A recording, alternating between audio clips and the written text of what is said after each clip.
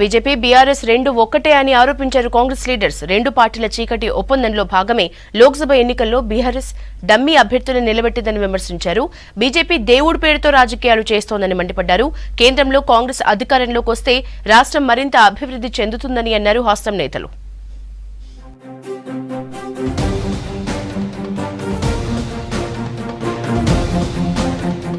గెలుపోటంలో తనకేం కొత్త కాదన్నారు ఎమ్మెల్సీ జీవన్ రెడ్డి. దేశంలో ఉచిత విద్య సౌకర్యం కల్పించిన ఘనత కాంగ్రెస్ పార్టీదేనన్నారు. జీవన్ రెడ్డి సమక్షంలో జగిత్యాల అర్బన్ మండలం మోతే గ్రామానికి చెందిన 200 మంది బీఆర్ఎస్ నేతలు కాంగ్రెస్ లో చేరారు. వారికి కండువా కప్పి పార్టీలోకి ఆహ్వానించారు ఎమ్మెల్సీ జీవన్ రెడ్డి.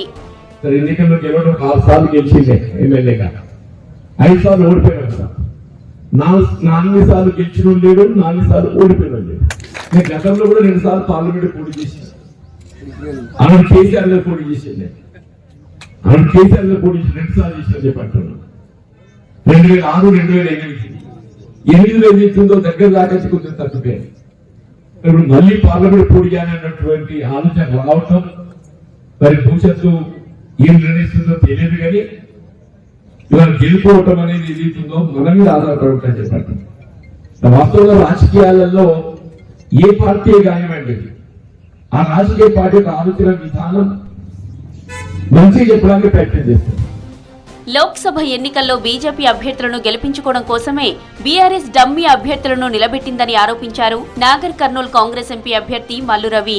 బీఆర్ఎస్ బీజేపీల చీకటి ఒప్పందమే డమ్మీ అభ్యర్థులని విమర్శించారు. తెలంగాణ రాష్ట్రంలో బీజేపీ పార్టీకి బీఆర్ఎస్ పార్టీకి ఒక రహస్య ఒప్పందం ఉందనేది ఇంత ముందు నుంచి మనం కాంగ్రెస్ పార్టీ నుంచి చెప్తూనే ఉన్నాం.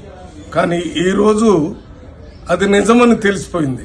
మొత్తం రాష్ట్రంలో బీజేపీ అభ్యర్థులు గెలవటం కోసం డమ్మీ క్యాండిడేట్స్ని సెలెక్ట్ చేసి బీఆర్ఎస్ పార్టీ నిలబడుతుందనే విషయం వారి అభ్యర్థుల్ని సెలెక్ట్ చేసిన తర్వాత అర్థమవుతుంది.